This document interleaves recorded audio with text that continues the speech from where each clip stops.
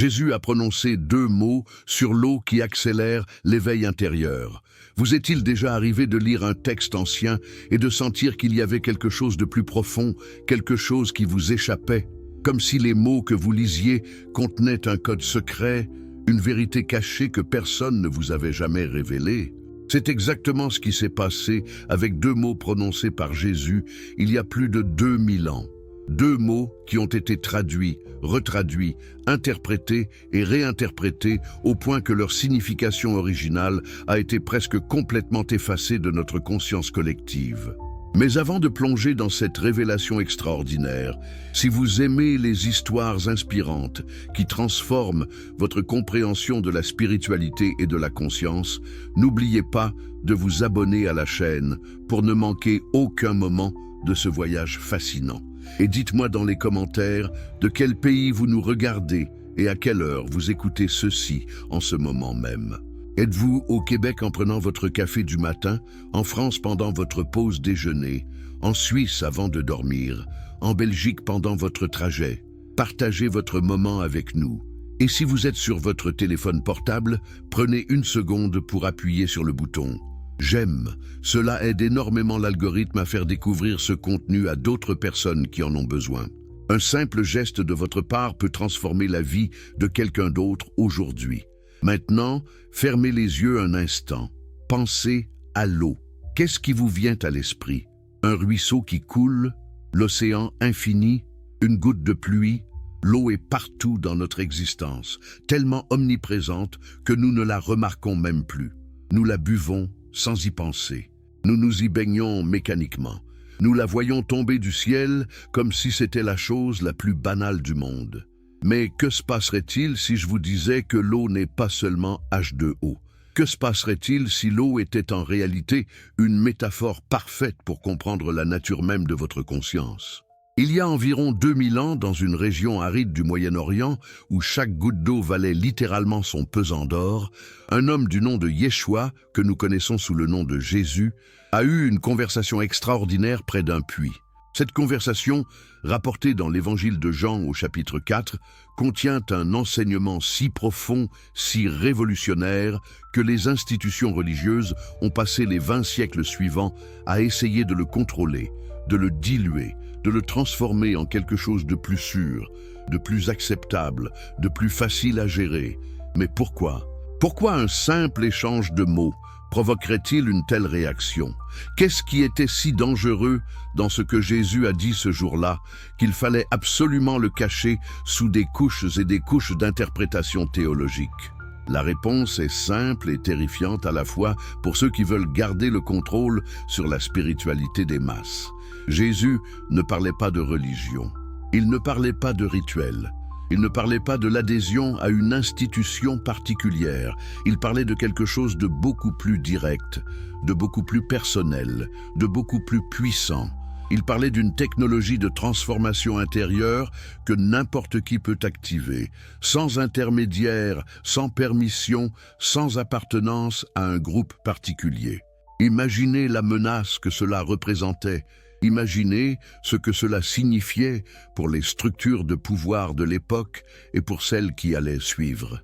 Si les gens découvraient qu'ils pouvaient accéder directement à des états de conscience élevés, qu'ils pouvaient expérimenter ce que les mystiques appellent l'éveil ou l'illumination sans avoir besoin d'un prêtre, d'un temple, d'un rituel spécifique, alors à quoi serviraient ces structures? Comment pourraient-elles maintenir leur autorité? C'est la raison pour laquelle ces 2 mots ont été systématiquement mal traduits, mal interprétés et détournés de leur sens originel, parce que leur véritable signification contenait et contient toujours une révolution de la conscience humaine. La scène se déroule à midi, à l'heure la plus chaude de la journée, près du puits de Jacob en Samarie. Jésus, fatigué par son voyage, s'assoit près du puits. Une femme samaritaine arrive pour puiser de l'eau. Déjà, cette situation est inhabituelle pour plusieurs raisons historiques et culturelles que nous devons comprendre pour saisir la profondeur de ce qui va se passer. Premièrement, les Juifs et les Samaritains se détestaient mutuellement. Cette haine n'était pas superficielle. C'était une animosité profonde, enracinée dans des siècles de conflits religieux et territoriaux. Les Samaritains étaient considérés comme des hérétiques par les Juifs, des gens qui avaient corrompu la vraie foi en mélangeant le judaïsme avec des pratiques païennes. Pour un Juif pieux, parler à un Samaritain était déjà un tabou. Mais il y a plus. Deuxièmement, cette femme était une femme. Dans la société juive du 1er siècle, un homme ne parlait pas à une femme en public, surtout s'il ne la connaissait pas. Les rabbins avaient même une règle spécifique à ce sujet. Un rabbin qui parlait à une femme en public risquait de perdre sa réputation et son autorité. Mais Jésus, qui était considéré comme un rabbin par beaucoup, va délibérément briser cette règle. Troisièmement, et c'est peut-être le plus important, cette femme arrive à midi. Pourquoi est-ce significatif? Parce que les femmes allaient chercher de l'eau tôt le matin ou en fin d'après-midi, quand il faisait plus frais, et surtout, elles y allaient en groupe. C'était un moment social, un moment de communauté, mais cette femme vient seule, en plein midi, à l'heure la plus chaude. Pourquoi? La suite de la conversation nous le révélera. Elle était une marginale, une femme avec un passé compliqué que les autres femmes évitaient. Elle venait à une heure où elle savait qu'elle ne rencontrerait personne. Alors imaginez la scène. La chaleur écrasante du désert à midi, le silence presque total, juste le bruit du vent chaud. Une femme seule s'approche d'un puits et trouve un homme juif assis là. La tension doit être palpable. Que va-t-il se passer? Va-t-il l'insulter? Va-t-il l'ignorer? Va-t-il cracher dans sa direction comme certains Juifs le faisaient quand ils croisaient des Samaritains? Mais Jésus fait quelque chose de complètement inattendu. Il lui parle. Non seulement il lui parle, mais il lui demande quelque chose. « Donne-moi à boire », dit-il. Vous rendez-vous compte de ce qui vient de se passer? Un homme juif vient de se placer dans une position de vulnérabilité face à une femme samaritaine. Il ne lui ordonne pas, il ne la réprimande pas, il lui demande de l'aide. Il reconnaît son besoin, sa soif, sa dépendance à elle pour être satisfait. Dans une société où les hommes juifs ne reconnaissaient jamais avoir besoin de quoi que ce soit de la part d'une femme samaritaine, cet acte est révolutionnaire. La femme est choquée. Comment toi, un juif, me demandes-tu à boire, à moi qui suis une femme samaritaine? Sa surprise n'est pas feinte. Elle ne comprend pas ce qui se passe. Est-ce un piège? Est-ce une moquerie? Pourquoi cet homme brise-t-il toutes les règles sociales qu'elle connaît? Et c'est là que Jésus prononce une phrase qui va changer non seulement cette conversation, mais potentiellement le cours de l'histoire humaine pour ceux qui comprennent vraiment ce qu'il dit. Si tu connaissais le don de Dieu et qui est celui qui te dit « donne-moi à boire », c'est toi qui lui aurais demandé et il t'aurait donné de l'eau vive. L'eau vive. En grec, udorzon, idorzon. Deux mots qui vont résonner à travers les siècles, mais dont la signification véritable va être presque immédiatement perdue ou cachée. Qu'est-ce que l'eau vive exactement? La femme comprend d'abord littéralement. Elle pense que Jésus parle d'eau courante, d'eau de source, par opposition à l'eau stagnante d'un puits. « Seigneur, dit-elle, tu n'as rien pour puiser, et le puits est profond. D'où aurais-tu donc cette eau vive ?» C'est une question logique, pratique, concrète, mais Jésus ne parle pas d'eau physique. Il parle de quelque chose de beaucoup plus profond, de beaucoup plus transformateur. « Quiconque boit de cette eau, dit-il en désignant le puits, aura encore soif. Mais celui qui boira de l'eau que je lui donnerai n'aura plus jamais soif. L'eau que je lui donnerai deviendra en lui une source d'eau jaillissant jusque dans la vie éternelle. » Arrêtons-nous ici un instant. Que dit vraiment Jésus? Il établit une distinction fondamentale entre deux types de soif, deux types d'eau, deux types d'existence. Il y a l'eau physique du puits qui satisfait temporairement la soif physique. Vous buvez, vous êtes satisfait pour un moment, puis la soif revient. C'est un cycle sans fin. Boire, être satisfait, avoir soif à nouveau, boire à nouveau. C'est l'existence ordinaire que nous connaissons tous. Mais il parle aussi d'une autre eau. Une eau qui satisfait une autre soif, une soif plus profonde, une soif que la plupart des gens ne reconnaissent même pas avoir, une soif de sens, de connexion, de complétude, de comprendre qui nous sommes vraiment, au-delà de notre identité sociale, de notre nom, de notre histoire personnelle. Et cette eau-là, Une fois que vous la goûtez, transforme quelque chose de fondamental en vous. Elle ne vous satisfait pas temporairement, elle vous transforme de manière permanente. Mais qu'est-ce que cela signifie concrètement? Que voulait dire Jésus quand il parlait d'eau vive? Pour comprendre cela, nous devons plonger dans le contexte philosophique et spirituel de l'époque. Dans la philosophie grecque qui influençait profondément la région méditerranéenne du 1er siècle, l'eau était un symbole central. Thalès de Milet, l'un des premiers philosophes présocratiques, avait déclaré que l'eau était l'archet, le principe originel de toute chose. Pour Thalès, tout venait de l'eau et retournait à l'eau. L'eau était la substance primordiale dont tout le reste découlait. Mais plus important encore, pour notre compréhension des paroles de Jésus, il y avait Héraclite d'Éphèse. Héraclite est célèbre pour sa déclaration selon laquelle on ne peut jamais entrer deux fois dans le même fleuve. Pourquoi? Parce que le fleuve coule constamment. L'eau que vous touchez maintenant n'est pas l'eau que vous toucherez dans un instant. Le fleuve est toujours le même fleuve, mais son contenu change perpétuellement. Héraclite utilisait cette métaphore de l'eau qui coule pour parler de la nature de la réalité elle-même. Tout est en flux constant, tout change, rien n'est permanent. La seule constante est le changement lui-même, et cette compréhension du flux perpétuel de la réalité était au cœur de sa philosophie. Maintenant, que se passe-t-il si nous appliquons cette compréhension héraclitéenne aux paroles de Jésus sur l'eau vive? L'eau vive n'est pas statique.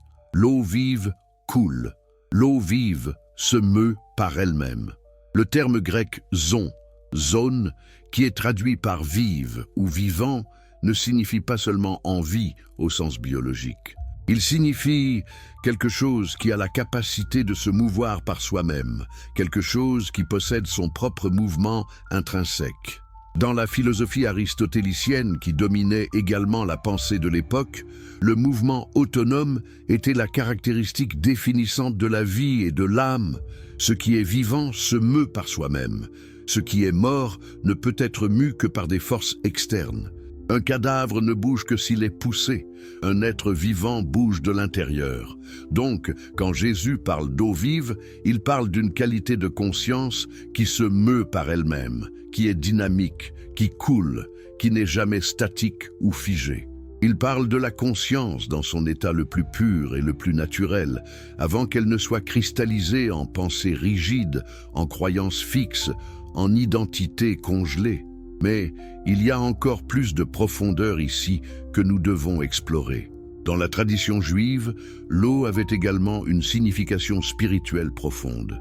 L'eau était un symbole de purification, mais aussi de la Torah, de l'enseignement divin.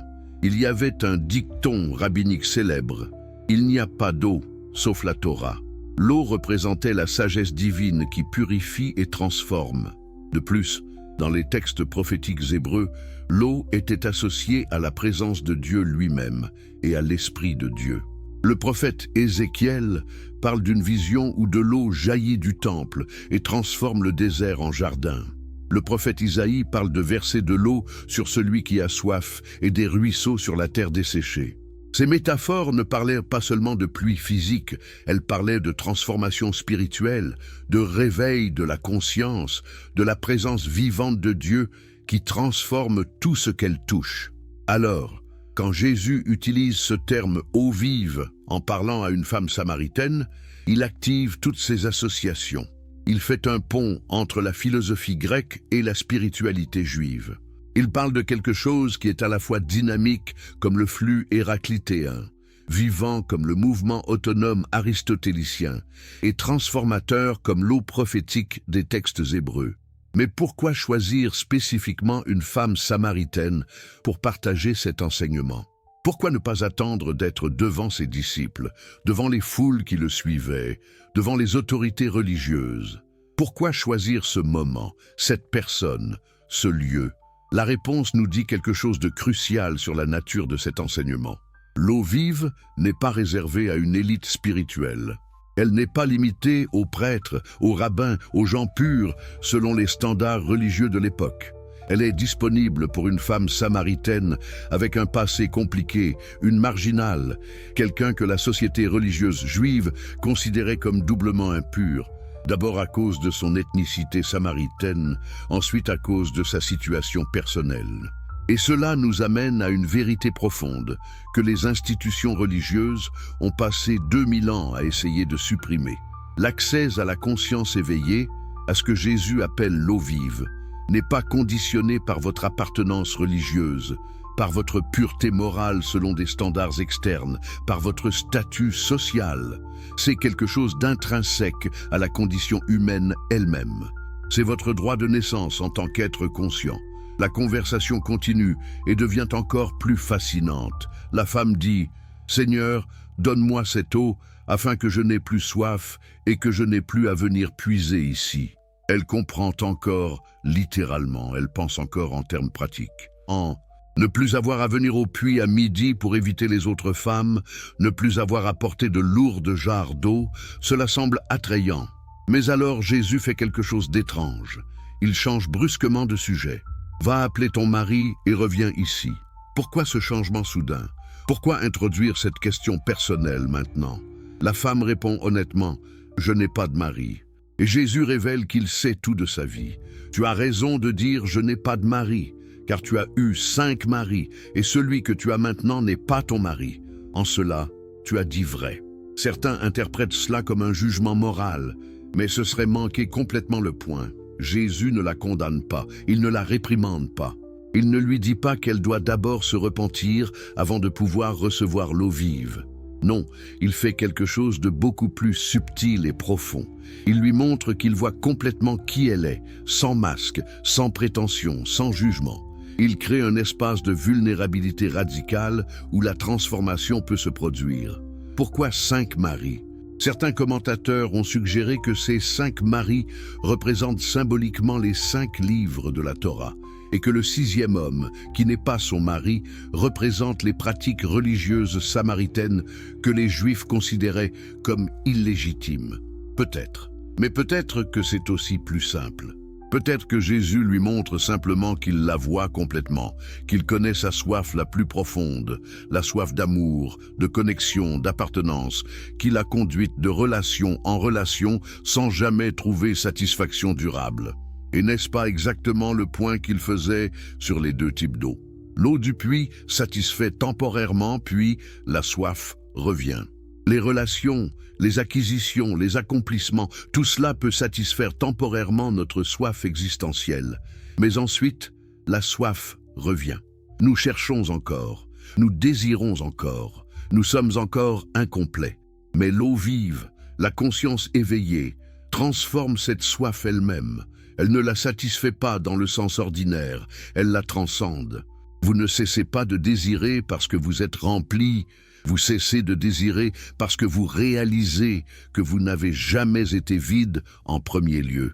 La femme, commençant peut-être à entrevoir la profondeur de ce qui se passe, déplace la conversation vers des questions religieuses. Elle veut savoir où adorer, sur la montagne samaritaine ou à Jérusalem. C'était le grand débat théologique entre Juifs et Samaritains. Mais Jésus rejette complètement le cadre de la question. L'heure vient où ce ne sera ni sur cette montagne, ni à Jérusalem que vous adorerez le Père. Vous adorez ce que vous ne connaissez pas. Nous adorons ce que nous connaissons. Mais l'heure vient, et elle est maintenant, où les vrais adorateurs adoreront le Père en esprit et en vérité, car ce sont de tels adorateurs que le Père recherche. Vous saisissez ce qu'il dit? Il démolit complètement l'idée que la connexion spirituelle dépend d'un lieu particulier, d'un rituel particulier, d'une tradition particulière. Adorer en esprit et en vérité, c'est adorer dans l'eau vive, dans la conscience fluide et vivante qui n'est pas confinée à des formes externes.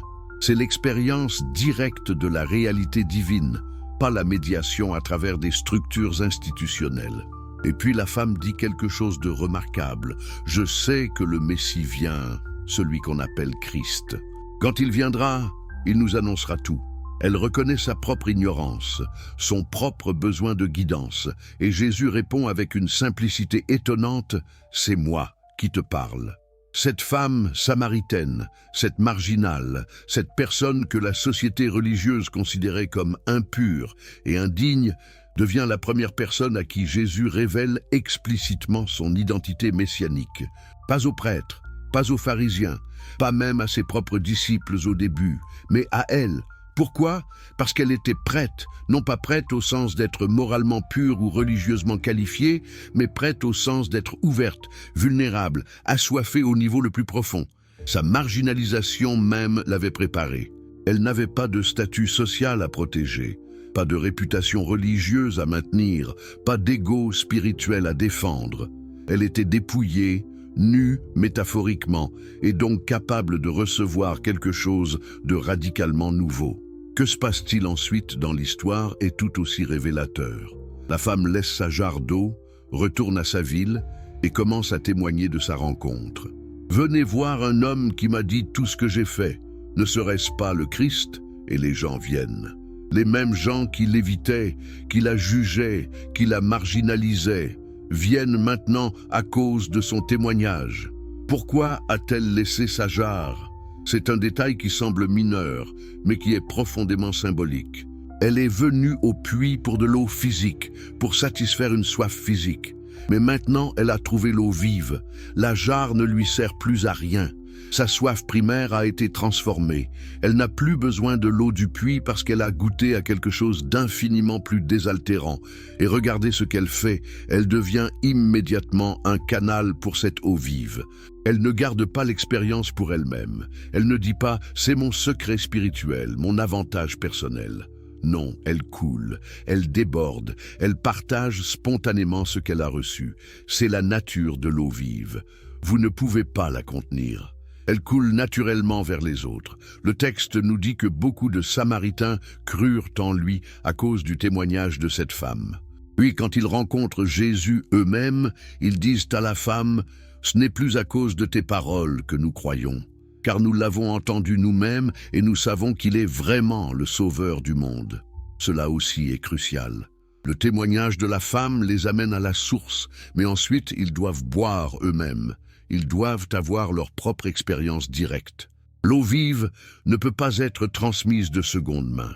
Vous pouvez pointer vers elle, vous pouvez témoigner de son existence, mais chaque personne doit la goûter pour elle-même. C'est exactement ce que les institutions religieuses ne veulent pas que vous compreniez. Elles veulent être l'intermédiaire permanent entre vous et l'expérience spirituelle directe. Elles veulent que vous dépendiez toujours de leurs rituels, de leurs prêtres, de leurs interprétations. Mais l'enseignement de l'eau vive dit le contraire. Il dit que vous pouvez accéder directement, immédiatement, personnellement à la source de toute transformation spirituelle. Maintenant, explorons plus profondément ce que signifie réellement cette métaphore de l'eau vive pour notre compréhension de la conscience humaine et du processus d'éveil. L'eau a des propriétés uniques qui en font une métaphore parfaite pour la conscience dans son état naturel. Premièrement, l'eau est fluide. Elle n'a pas de forme propre, elle prend la forme du contenant dans lequel elle se trouve. Mettez de l'eau dans un verre, elle devient le verre. Mettez-la dans un vase, elle devient le vase. Mais l'eau elle-même reste eau, quelle que soit sa forme temporaire. N'est-ce pas exactement comme la conscience? Votre conscience peut prendre la forme d'un professeur enseignant, d'un parent aimant, d'un ami riant, d'un artiste créant. Elle prend 1000 formes différentes tout au long de votre vie. Mais la conscience elle-même, la qualité de awareness qui sous-tend toutes ces formes, reste fondamentalement la même. C'est l'eau vive qui coule à travers toutes vos expériences sans jamais être limitée par aucune d'entre elles. Deuxièmement, l'eau trouve toujours son niveau. Versez de l'eau sur une surface inégale et elle s'écoule vers le point le plus bas, créant une surface parfaitement plate. Cette propriété de l'eau a fasciné les philosophes et les spiritualistes pendant des millénaires. Le Tao Te Ching dit que la meilleure bonté est comme l'eau. L'eau excelle à bénéficier les 10 000 créatures sans lutter. Elle se contente des lieux bas que tout le monde dédaigne. C'est pourquoi elle est si proche du Tao. Que signifie cette analogie pour la conscience éveillée? Cela signifie que la conscience, dans son état naturel, ne résiste pas, ne lutte pas pour être autre chose qu'elle n'est. Elle s'adapte, elle coule, elle trouve son équilibre naturel. C'est seulement quand nous essayons de forcer notre conscience dans des formes rigides, quand nous créons des barrières artificielles avec nos croyances et nos peurs, que nous créons de la souffrance. Troisièmement, l'eau est transparente. Vous pouvez voir à travers l'eau pure. Elle ne cache rien, ne déforme rien, ne colore rien de ses propres qualités. Elle reflète simplement ce qui est. La conscience éveillée a cette même qualité de transparence. Elle voit les choses telles qu'elles sont, sans le filtre déformant du jugement, de la projection, de l'identification personnelle. Quatrièmement, l'eau purifie. L'eau peut laver, nettoyer, enlever les impuretés. Dans presque toutes les traditions spirituelles, l'eau est utilisée rituellement pour la purification. Mais encore une fois, la purification dont Jésus parle n'est pas physique ou même morale au sens conventionnel. C'est la purification de la perception elle-même. L'eau vive lave les filtres de perception qui nous empêchent de voir la réalité clairement. Cinquièmement, l'eau est essentielle à la vie. Vous pouvez vivre sans nourriture pendant des semaines, mais seulement quelques jours sans eau. Votre corps est composé d'environ 60% d'eau. Votre cerveau est environ 75% d'eau. L'eau n'est pas quelque chose d'optionnel. C'est la base même de la vie biologique. De la même manière, l'eau vive, la conscience fluide et vivante, n'est pas un ajout spirituel optionnel à votre vie. C'est la base même de votre existence, la substance dont tout le reste de votre expérience émerge. Sixièmement, l'eau se transforme. Elle peut être solide comme glace, liquide comme eau, gazeuse comme vapeur. Pourtant, c'est toujours H2O, toujours la même substance chimique sous des formes différentes. Cette propriété de transformation tout en restant essentiellement la même est peut-être la métaphore la plus profonde pour la conscience. Votre conscience peut être contractée comme la glace dans les moments de peur et de rigidité mentale. Elle peut être fluide comme l'eau dans les moments de présence ouverte. Elle peut être expansive comme la vapeur dans les états mystiques où les frontières du soi semblent se dissoudre. Mais c'est toujours la même conscience, manifestée différemment. Maintenant, appliquons tout cela à la question de l'éveil intérieur et de comment l'eau vive l'accélère. L'éveil, tel que compris dans diverses traditions spirituelles, n'est pas l'acquisition de quelque chose de nouveau. Ce n'est pas comme apprendre une nouvelle compétence ou obtenir un nouveau diplôme. C'est plutôt la reconnaissance de ce qui a toujours été présent, mais qui était obscurci. Imaginez que vous êtes comme un lac gelé. La surface est dure, rigide, apparemment solide. Vous pouvez même construire des structures sur cette surface, créer l'illusion de permanence. C'est comme l'ego, l'identité personnelle rigide que nous construisons. Nous pensons « je suis ceci, je ne suis pas cela, ceci est moi, cela n'est pas moi ». Nous traçons des frontières, nous créons des définitions, nous congelons notre conscience dans des formes fixes. Mais que se passe-t-il au printemps? La glace commence à fondre.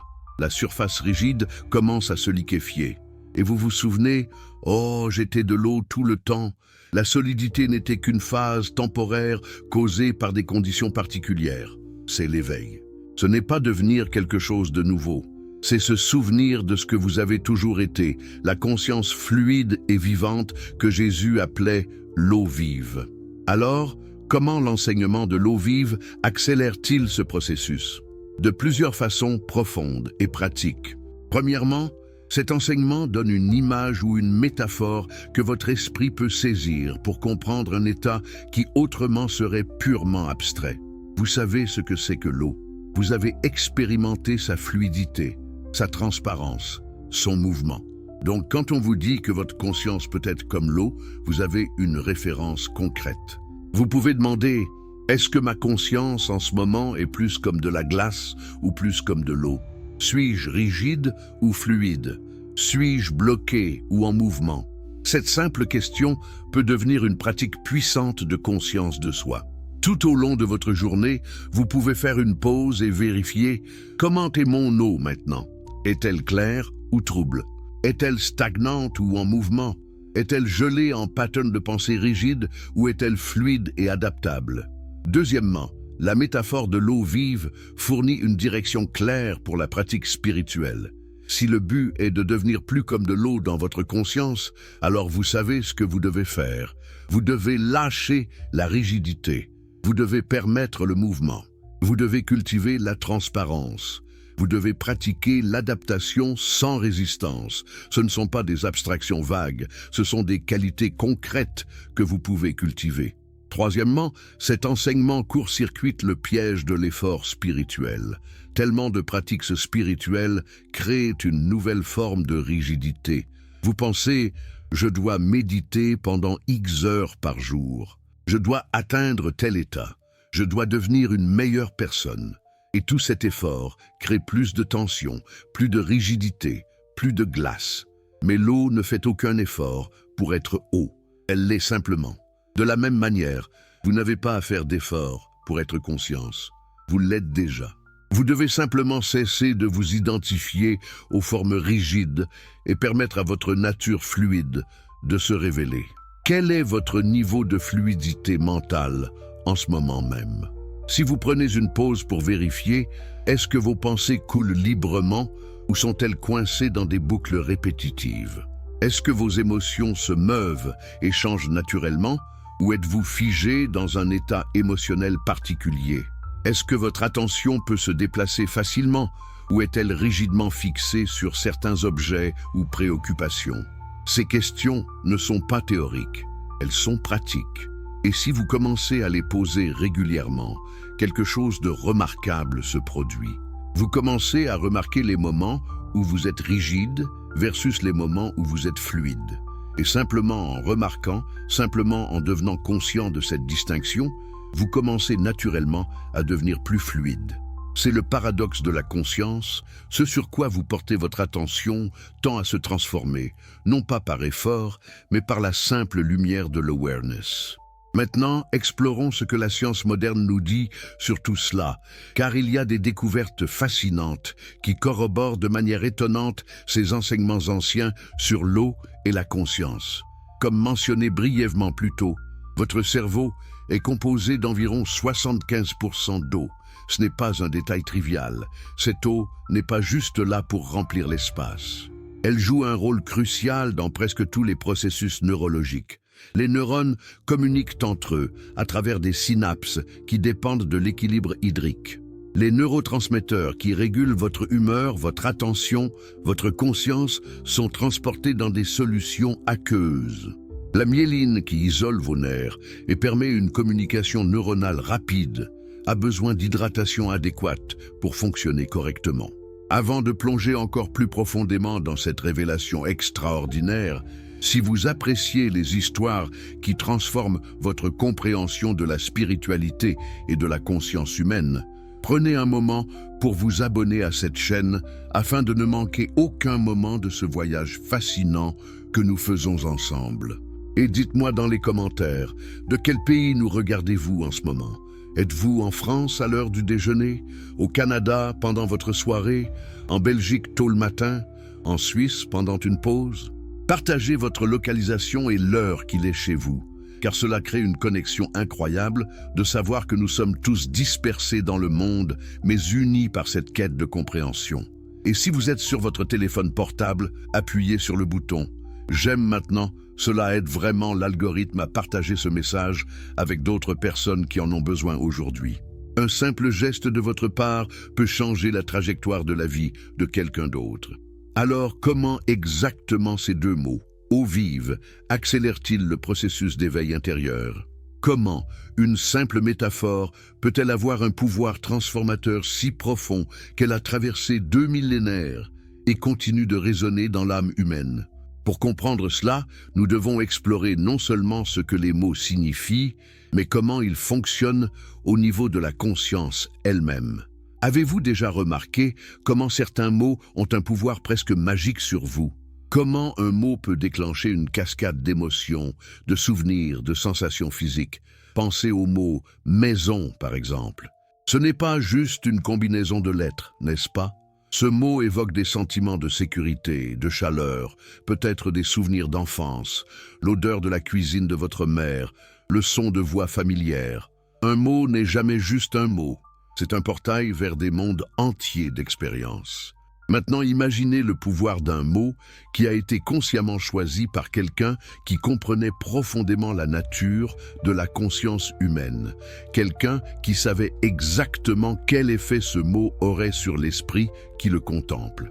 C'est ce que Jésus a fait avec eau vive. Il n'a pas choisi cette métaphore au hasard. Il l'a choisie précisément parce qu'elle contient en elle-même les instructions pour la transformation qu'elle décrit. Pensez-y. Quand vous entendez les mots « eau vive », que se passe-t-il dans votre esprit? Immédiatement, votre cerveau commence à créer des images, des sensations. Vous pouvez presque sentir la fraîcheur de l'eau, son mouvement, sa clarté. Votre corps a une mémoire de l'eau. Vous avez nagé dans l'eau, bu de l'eau, senti la pluie sur votre peau, écouté le son d'un ruisseau. Ces expériences sensorielles sont encodées dans votre système nerveux. Donc, quand quelqu'un dit eau vive, vous ne comprenez pas seulement intellectuellement, vous ressentez quelque chose. Et c'est là que la magie commence. Parce que le sentiment que vous avez quand vous pensez à l'eau, cette qualité de fluidité, de fraîcheur, de mouvement, c'est exactement la qualité de conscience que l'enseignement essaie de pointer. Les mots deviennent une instruction directe à votre système nerveux. Sois comme l'eau, dit la métaphore. Et votre corps sait ce que cela signifie à un niveau plus profond que l'intellect. Mais comment cela accélère-t-il l'éveil? Parce que normalement, le processus d'éveil spirituel est incroyablement lent et difficile. Pourquoi? Parce que nous essayons de comprendre avec l'intellect quelque chose qui est au-delà de l'intellect. Nous essayons de penser notre chemin vers l'illumination, ce qui est comme essayer de nager sans eau. Cela ne fonctionne tout simplement pas. L'intellect opère par catégorie, par définition, par séparation. Il dit « ceci est cela, cela n'est pas ceci ». Il crée des frontières, des distinctions, des oppositions. Et toute cette activité de l'intellect crée exactement le problème que l'éveil est censé résoudre, la sensation d'être séparé, isolé, fragmenté. Vous ne pouvez pas résoudre un problème avec le même type de pensée qui a créé le problème en premier lieu, n'est-ce pas? Mais une métaphore comme eau vive court-circuite l'intellect. Elle parle directement à une partie plus profonde de vous, une partie qui comprend par résonance, par sentiment, par reconnaissance immédiate. Quand vous contemplez l'eau, quelque chose en vous se détend. Vous ne pouvez pas être tendu et vraiment ressentir la qualité de l'eau en même temps. L'eau elle-même, dans son essence, est l'antithèse de la tension. Avez-vous déjà observé quelqu'un essayer de saisir de l'eau avec leurs mains? Plus ils serrent leurs doigts, plus l'eau s'échappe. Mais quand ils ouvrent leurs mains, créant une coupe douce, l'eau reste. C'est une métaphore parfaite pour la pratique spirituelle elle-même. Plus vous essayez de saisir l'éveil, de le forcer, de le contrôler, plus il vous échappe. Mais quand vous vous détendez, quand vous devenez réceptif comme des mains ouvertes, l'éveil est déjà là. Et c'est exactement ce que la métaphore de l'eau vive enseigne sans avoir besoin de l'expliquer longuement. Elle vous montre par son exemple même. L'eau ne résiste pas, elle coule autour des obstacles. L'eau ne lutte pas pour être l'eau, elle l'est simplement. L'eau n'a pas d'ego, pas de sens du jeu séparé. Pourtant, elle est profondément vibrante, vivante. Maintenant, comprenez-vous pourquoi cet enseignement était si dangereux pour les structures de pouvoir religieux? Parce qu'il dit essentiellement que l'éveil n'est pas quelque chose que vous devez gagner, mériter ou obtenir par des années d'efforts pieux. C'est votre état naturel. Vous êtes déjà l'eau vive. Vous avez juste oublié. Vous vous êtes identifié aux formes rigides, aux structures gelées de l'ego, et vous avez oublié votre nature fluide fondamentale. Et si les gens comprenaient cela, s'ils réalisaient vraiment qu'ils ont un accès direct et immédiat à la conscience éveillée, alors à quoi serviraient les prêtres? À quoi serviraient les rituels complexes? À quoi serviraient les hiérarchies ecclésiastiques? Tout cela deviendrait instantanément obsolète.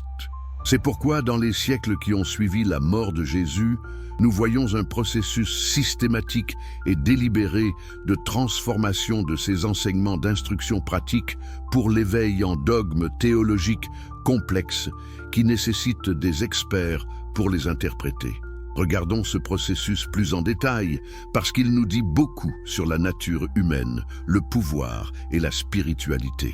Dans les premières décennies après la crucifixion, les enseignements de Jésus étaient encore frais, encore vivants dans la mémoire de ceux qui l'avaient connu. Ses premiers disciples comprenaient, au moins certains d'entre eux, que Jésus ne fondait pas une nouvelle religion. Il pointait vers une expérience directe de la réalité divine qui était disponible pour tous. Les lettres de Paul, écrites dans les années 50 et 60 de notre ère, montrent cette compréhension. Paul parle de l'esprit vivant, de la vie en Christ, de mourir au vieil homme et renaître. Ce sont des métaphores pour la transformation de la conscience. Paul n'enseignait pas un système de croyance à accepter, il décrivait un processus de transformation intérieure à expérimenter. Mais déjà du vivant de Paul, nous voyons les premières tensions émerger. Dans ses lettres, Paul se plaint constamment de gens qui transforment son message de liberté en un nouveau système de règles. Il dit aux Galates: « C'est pour la liberté que Christ vous a libérés. Tenez donc ferme et ne vous laissez pas mettre de nouveau sous le joug de l'esclavage. » Quel esclavage? L'esclavage de la loi religieuse, l'esclavage de l'identité rigide, l'esclavage de l'ego spirituel. Mais l'attraction de la structure, de la certitude, de l'identité de groupe est puissante. Les humains sont inconfortables avec la liberté. La liberté exige la responsabilité. La liberté exige que vous pensiez par vous-même, que vous ressentiez par vous-même, que vous trouviez votre propre chemin. C'est terrifiant. Il est beaucoup plus facile d'avoir quelqu'un qui vous dit exactement quoi croire, quoi faire, comment vivre. Alors, progressivement, inexorablement, les enseignements de Jésus ont été codifiés, systématisés, institutionnalisés. Au IIe siècle, nous voyons l'émergence de ce que les historiens appellent le christianisme proto-orthodoxe, une forme de christianisme qui insiste sur la croyance correcte, l'autorité apostolique et la structure hiérarchique. Et que s'est-il passé avec les enseignements qui ne correspondaient pas à cette structure? Ils ont été marginalisés, supprimés, détruits. Les textes gnostiques, par exemple, qui préservaient certains des enseignements les plus directs sur la transformation de la conscience, ont été activement chassés. Les communautés qui pratiquaient ces enseignements ont été persécutées. Pourquoi? Pas nécessairement par malveillance pure, bien que cela jouait certainement un rôle, mais plus fondamentalement parce que ces enseignements menaçaient la structure de contrôle qui était en train d'être établie. Si vous pouvez avoir une expérience directe de Dieu, si vous pouvez boire de l'eau vive directement à la source, alors vous n'avez pas besoin d'intermédiaire. Et toute institution religieuse est fondamentalement basée sur l'idée qu'elle est l'intermédiaire nécessaire entre vous et le divin. Revenons à notre métaphore de l'eau. Imaginez que vous êtes assoiffé, vraiment, profondément assoiffé, et il y a une source d'eau pure juste devant vous. Vous pourriez simplement vous pencher et boire, n'est-ce pas? Cela semble évident. Mais maintenant, imaginez que quelqu'un arrive et dit « Non, non, non, vous ne pouvez pas boire directement de la source, c'est dangereux, vous pourriez vous tromper. Vous avez besoin que je purifie l'eau pour vous d'abord. Vous avez besoin que je la bénisse. Vous avez besoin que je vous dise exactement comment la boire, combien en boire, quand la boire. Au début, vous pourriez penser « Mais l'eau est juste là.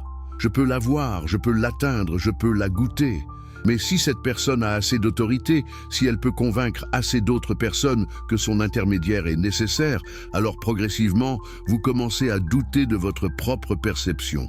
Vous commencez à penser « peut-être qu'elle a raison, peut-être que je ne peux pas faire confiance à ma propre expérience, peut-être que j'ai besoin de sa médiation. » Et c'est exactement ce qui s'est passé avec les enseignements de Jésus sur l'eau vive. L'Église institutionnelle est devenue l'intermédiaire autoproclamé entre les gens et l'eau vive. Au lieu de dire « voici l'eau, buvez directement », elle a dit « vous devez passer par nous, vous devez accepter nos doctrines, vous devez participer à nos sacrements, vous devez obéir à nos autorités. Et alors, peut-être, si vous êtes assez bon, assez obéissant, assez orthodoxe, vous pourrez goûter à l'eau vive, mais seulement à travers notre médiation. Le baptême, par exemple, qui dans son origine était probablement un symbole simple de transformation intérieure, de mort de l'ancien soi et de renaissance, est devenu un sacrement obligatoire administré exclusivement par l'Église. L'eau vive, qui était censée représenter l'accès direct à la conscience divine, a été transformée en eau de baptême qui ne pouvait être valide que si elle était bénie par un prêtre autorisé. L'Eucharistie, qui dans sa forme originale était probablement un repas communautaire simple, rappelant les enseignements de Jésus, est devenu un mystère sacré où le pain et le vin étaient littéralement transformés en corps et sang du Christ, mais seulement par les mains d'un prêtre ordonné. Encore une fois, l'expérience directe est remplacée par la médiation institutionnelle. Et le plus révélateur de tout, la Bible elle-même, qui contient les enseignements originaux de Jésus, a été gardée hors de portée des gens ordinaires pendant plus de 1000 ans. Pendant la majeure partie du Moyen Âge, la Bible n'existait qu'en latin, une langue que la vaste majorité des gens ne pouvaient pas lire. Et même pour ceux qui pouvaient lire le latin, posséder une Bible était dangereux. L'Église prétendait que seuls les prêtres formés pouvaient correctement interpréter l'Écriture. Si vous osiez lire et interpréter la Bible par vous-même, vous risquiez d'être accusé d'hérésie. Pensez à l'ironie tragique de cela. Jésus, qui avait parlé à une femme samaritaine marginalisée, qui avait partagé ses enseignements les plus profonds avec des pécheurs illettrés, qui avait systématiquement contourné les autorités religieuses de son époque, était maintenant utilisé comme justification pour une hiérarchie religieuse encore plus rigide et exclusive que celle qu'il avait défiée. Mais voici ce qui est fascinant. Malgré tous ses efforts pour contrôler, médiatiser et institutionnaliser l'enseignement de l'eau vive, il n'a jamais été complètement éteint. Encore et encore, tout au long de l'histoire, des individus et des mouvements ont redécouvert la vérité centrale que Jésus enseignait. L'accès direct à la transformation de la conscience est possible, nécessaire même, et ne nécessite aucun intermédiaire. Les mystiques chrétiens médiévaux comme Maître Eckhart, Thérèse d'Avila, Jean de la Croix, parlaient tous d'expériences directes du divin. Ils utilisaient un langage différent de Jésus. Ils devaient être prudents pour éviter d'être accusés d'hérésie, mais ils décrivaient essentiellement la même chose, la conscience humaine capable de fusionner avec la conscience divine, de devenir une avec la source, de boire l'eau vive directement. Maître Eckhart, par exemple, a enseigné que « Dieu et moi, nous sommes un ». Cette déclaration scandaleuse a failli lui coûter la vie. Mais que disait-il vraiment? Il disait que la conscience, dans son état le plus pur, non obstruée par l'ego, est identique à la conscience divine. Il n'y a pas de séparation réelle. La séparation est une illusion créée par l'identification avec des formes limitées. N'est-ce pas exactement ce que Jésus enseignait avec sa métaphore de l'eau vive? L'eau dans votre verre et l'eau dans l'océan sont-elles fondamentalement différentes? Non, c'est la même H2O, juste dans des contenants différents. De même, la conscience en vous et la conscience divine sont-elles fondamentalement différentes? Non, c'est la même conscience, juste exprimée à travers des formes différentes. Les réformateurs protestants du XVIe siècle, en particulier Martin Luther, ont redécouvert un aspect crucial de l'enseignement originel, l'accès direct à Dieu à travers la foi personnelle, sans nécessiter la médiation de l'Église institutionnelle. Sola Scriptura, par l'écriture seule, était leur cri de ralliement. Cela signifiait que chaque personne avait le droit et la responsabilité de lire et d'interpréter la Bible par elle-même. C'était révolutionnaire. Pour la première fois en plus de 1000 ans, les gens ordinaires pouvaient lire les paroles de Jésus dans leur propre langue. Ils pouvaient découvrir par eux-mêmes ce qu'il avait vraiment dit à cette femme samaritaine près du puits. Ils pouvaient contempler par eux-mêmes la métaphore de l'eau vive sans qu'un prêtre leur dise ce que cela signifiait. Mais ici aussi, nous voyons le même pattern se répéter. Les églises protestantes, nées d'un désir de liberté spirituelle et d'accès direct, ont rapidement développé leur propre hiérarchie, leur propre dogme, leur propre système de contrôle. La nature humaine, semble-t-il, a une forte tendance vers la structure, vers la certitude, vers le confort de la conformité. Alors, où en sommes-nous aujourd'hui? Vivons-nous dans une époque où l'enseignement de l'eau vive est enfin compris et pratiqué? Pas vraiment. Oh, nous avons plus d'accès à l'information que jamais auparavant. Vous pouvez lire les évangiles gratuitement en ligne dans des dizaines de langues. Vous pouvez lire des commentaires, des interprétations, des analyses de milliers de chercheurs et de praticiens. L'information n'a jamais été aussi abondante. Mais avons-nous plus de sagesse? Avons-nous plus de conscience éveillée? Avons-nous plus de gens qui vivent réellement à partir de cet état de fluidité consciente que Jésus décrivait? On pourrait argumenter que non. En fait, on pourrait argumenter que notre époque est caractérisée par plus de rigidité mentale, plus de fragmentation de la conscience, plus d'identification avec l'ego que jamais auparavant. Pourquoi? Parce que nous avons créé de nouveaux types d'intermédiaires, de nouvelles formes de médiation qui nous séparent de l'expérience directe. Nous ne dépendons peut-être plus des prêtres pour nous dire comment penser, mais nous dépendons des algorithmes des médias sociaux. Nous ne nous conformons peut-être plus aux dogmes religieux, mais nous nous conformons aux idéologies politiques. Nous ne cherchons peut-être plus l'approbation de l'Église, mais nous cherchons l'approbation des likes et des partages. Les formes ont changé, mais la dynamique fondamentale reste la même. Nous avons peur de l'expérience directe, nous avons peur de la liberté qu'elle implique, nous avons peur de la responsabilité qu'elle exige. Alors, nous créons constamment de nouvelles structures, de nouveaux systèmes, de nouveaux intermédiaires qui nous protègent de devoir faire face à la nudité radicale de la conscience non médiatisée. Mais voici la bonne nouvelle. L'enseignement de l'eau vive est toujours là. Il n'a jamais disparu. Il ne peut pas disparaître parce qu'il ne pointe pas vers quelque chose d'externe qui pourrait être perdu. Il pointe vers votre propre nature, qui est toujours présente, toujours accessible, toujours là, attendant d'être reconnu. Alors comment, pratiquement, concrètement, pouvons-nous accéder à cette eau vive? Comment pouvons-nous boire à la source directement au lieu de dépendre des versions diluées et médiées que les institutions nous offrent? C'est la question cruciale, n'est-ce pas? Parce que la compréhension intellectuelle n'est pas suffisante. Vous pouvez comprendre parfaitement la métaphore de l'eau vive et continuer à vivre dans la rigidité mentale. La compréhension doit se transformer en pratique, en expérience vécue. Commençons par la pratique la plus fondamentale, la conscience de votre propre conscience. Cela peut sembler circulaire, mais c'est en fait profondément simple et transformateur. En ce moment, pendant que vous lisez ou écoutez ces mots, il y a une conscience qui lit, qui écoute, qui comprend. Cette conscience, pouvez-vous la remarquer? Pouvez-vous devenir conscient de la conscience elle-même? Ce n'est pas une question intellectuelle, c'est une question expérientielle. Arrêtez-vous maintenant. Remarquez qu'il y a une conscience ici. Il y a un sentiment d'être présent, d'être ici, d'être maintenant. Ce sentiment, cette qualité de présence consciente, c'est l'eau vive, c'est elle. Ce n'est pas quelque chose d'exotique ou de lointain. C'est la chose la plus intime et la plus proche que vous puissiez expérimenter. Mais généralement, nous ne le remarquons pas. Nous sommes tellement absorbés par le contenu de la conscience, par les pensées, les émotions, les sensations, les perceptions, que nous manquons la conscience elle-même. C'est comme être tellement fasciné par les vagues que vous oubliez l'océan. Les vagues sont faites d'océans, mais nous ne voyons que les formes, pas la substance. Alors la première pratique est simple. Plusieurs fois par jour, faites une pause et remarquez simplement « je suis conscient ». Ce n'est pas une affirmation que vous répétez mécaniquement, c'est une reconnaissance directe.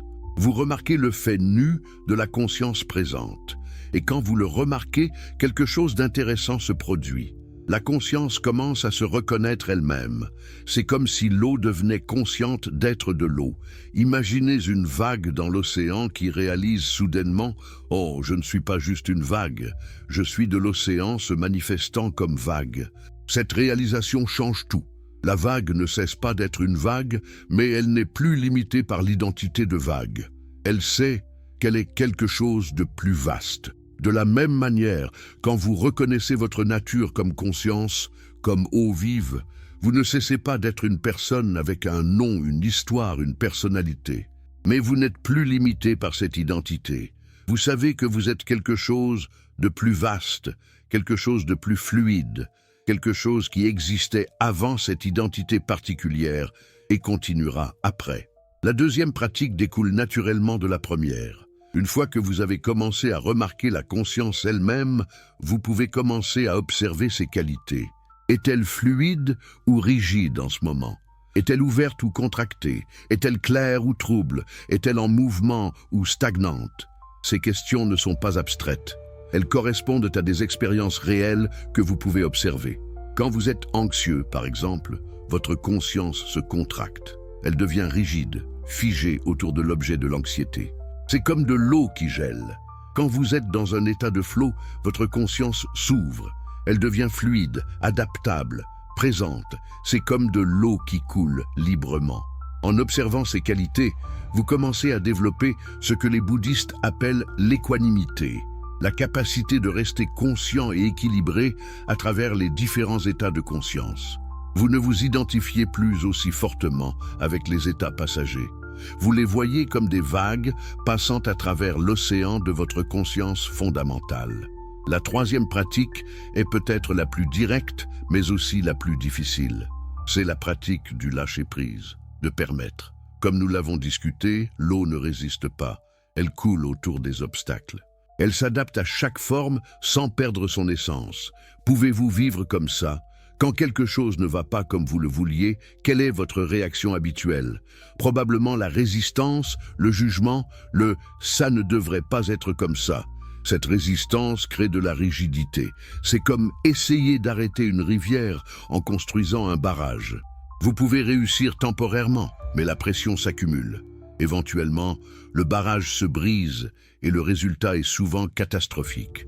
Mais que se passerait-il si, au lieu de résister, vous permettiez, pas de manière passive, pas en abandonnant toute action, mais en cessant la résistance mentale à ce qui est? Vous pouvez toujours agir pour changer une situation, mais vous le faites à partir d'un lieu de fluidité plutôt que de rigidité.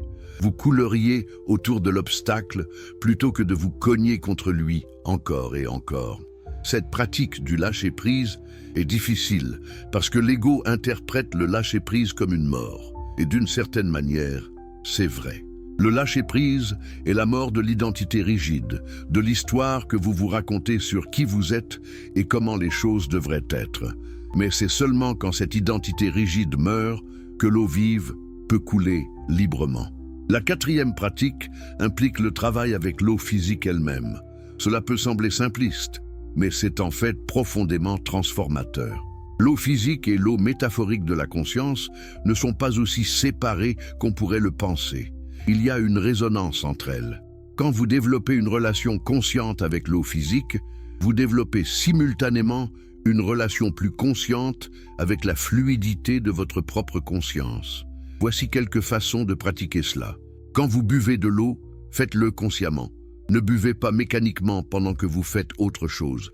Prenez un moment, regardez l'eau, remarquez sa clarté, sa transparence. Sentez-la dans votre bouche. Sentez-la couler dans votre gorge. Sentez-la se répandre dans votre corps.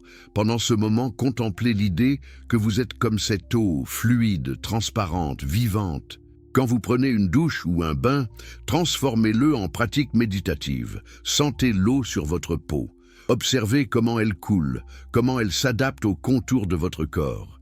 Imaginez que cette eau lave non seulement votre corps physique, mais aussi les rigidités de votre esprit. Visualisez vos tensions mentales, vos soucis, vos identifications rigides se dissolvant et s'écoulant avec l'eau. Si vous avez accès à des plans d'eau naturels, des rivières, des lacs, des océans, passez du temps près d'eux. Observez l'eau dans son état naturel. Regardez comment une rivière coule, toujours en mouvement, mais toujours la même rivière. Regardez comment un lac peut être parfaitement calme, réfléchissant le ciel comme un miroir, puis, une minute plus tard, ondulé par le vent, et c'est toujours le même lac. Regardez comment l'océan contient une immense puissance, mais n'a aucune rigidité. Ces observations ne sont pas de simples contemplations passives, elles sont des instructions directes à votre système nerveux. Votre cerveau apprend par observation et par mimétisme. Quand vous observez la fluidité de l'eau, votre propre système nerveux commence à adopter plus de fluidité. C'est subconscient, c'est somatique, c'est profond. La cinquième pratique est ce que j'appellerais la pratique de la transparence. Rappelez-vous, l'eau dans son état pur est transparente. Vous pouvez voir à travers elle. Elle ne cache rien. La conscience dans son état naturel a cette même qualité de transparence. Mais nous passons tellement d'énergie à cacher, à protéger, à présenter une certaine image. Nous créons des personnages, des masques, des façades. Et chacune de ces couches crée de l'opacité dans notre conscience. Nous ne pouvons plus voir clairement parce que nous regardons à travers tous ces filtres que nous avons créés. La pratique de la transparence signifie progressivement lâcher ces couches. Cela ne signifie pas partager chaque détail de votre vie avec tout le monde. Cela signifie être honnête avec vous-même d'abord. Arrêtez de vous mentir sur vos motivations, vos peurs, vos désirs. Regardez clairement ce qui est là sans jugement. Cette honnêteté radicale avec soi-même est terrifiante au début, parce que vous découvrez que vous n'êtes pas ce que vous pensiez être. Vous découvrez que l'image que vous aviez de vous-même était en grande partie une construction. Mais cette découverte, aussi déstabilisante soit-elle, est libératrice. Parce qu'une fois que vous voyez que l'identité que vous protégiez si férocement n'était qu'une construction, vous pouvez commencer à vous détendre, vous pouvez commencer à devenir plus fluide. La sixième pratique implique le mouvement conscient. L'eau est toujours en mouvement, même quand elle semble immobile. Au niveau moléculaire, il y a un mouvement constant. De même, votre conscience est toujours en mouvement. Les pensées viennent et vont. Les émotions montent et descendent. Les sensations apparaissent et disparaissent. Mais notre tendance habituelle est d'essayer d'arrêter ce mouvement. Nous voulons des pensées fixes, des émotions stables, un sens du soi permanent. Et cette tentative d'arrêter le mouvement naturel de la conscience crée une immense tension. C'est comme essayer d'arrêter une rivière. Cela ne peut tout simplement pas être fait sans créer des problèmes. Alors la pratique du mouvement conscient signifie permettre le mouvement. Remarquer qu'une pensée est venue, bien. Remarquer qu'elle est maintenant partie, bien. Remarquer qu'une émotion est montée, bien. Remarquez qu'elle s'apaise maintenant. Bien. Vous ne vous accrochez à rien, vous ne repoussez rien. Vous permettez simplement au flux naturel de continuer. Cette pratique peut être faite formellement dans la méditation, mais elle peut aussi être faite tout au long de votre journée. À tout moment, vous pouvez faire une pause et remarquer le flux de votre expérience. Qu'est-ce qui est présent maintenant? Des pensées, des émotions, des sensations? Bien. Et maintenant? Quelque chose a changé, n'est-ce pas? Parce que tout est toujours en train de changer. C'est le flux héraclitéen dont nous avons parlé plus tôt. La septième pratique est peut-être la plus profonde, est ce que j'appellerais la contemplation de l'unité dans la diversité.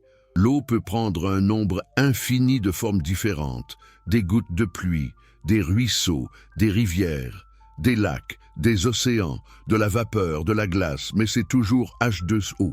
L'essence ne change jamais, même si les formes changent constamment. De même, la conscience peut se manifester à travers un nombre infini de formes différentes. Pensées, émotions, sensations, perceptions. Mais c'est toujours conscience. Vous en votre enfance et vous maintenant semblez être des personnes très différentes, n'est-ce pas? Votre corps a changé. Vos pensées ont changé. Vos croyances ont changé. Presque tout a changé. Et pourtant, il y a quelque chose qui n'a pas changé. Il y a une continuité de conscience qui traverse toutes ces transformations. Cette conscience immuable au milieu du changement constant, c'est l'eau vive. Ce n'est pas une chose parmi d'autres choses. C'est le substrat de toute chose, le champ dans lequel toutes les expériences apparaissent. Contempler cette unité est la pratique la plus directe pour l'éveil. Ce n'est pas une contemplation intellectuelle où vous pensez à l'unité.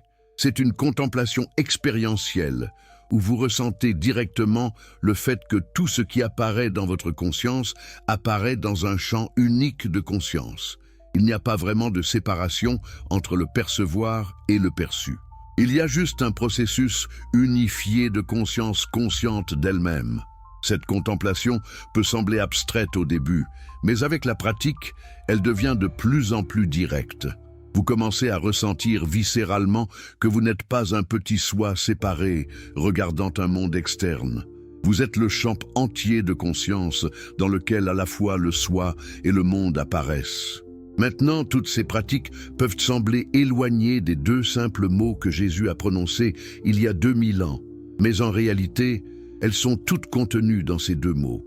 Eau vive n'est pas juste une jolie métaphore. C'est une instruction pratique complète pour la transformation de la conscience. C'est un enseignement entier compressé dans deux mots. Et c'est le génie de cet enseignement. Il ne vous donne pas un système complexe de pratiques que vous devez suivre rigidement.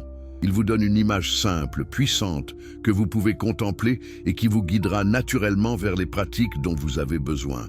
Devenez comme l'eau, c'est tout. Mais ce tout contient des profondeurs infinies. Quelle est votre relation actuelle avec la fluidité? Êtes-vous généralement plus rigide ou plus adaptable dans votre façon de penser et de vivre?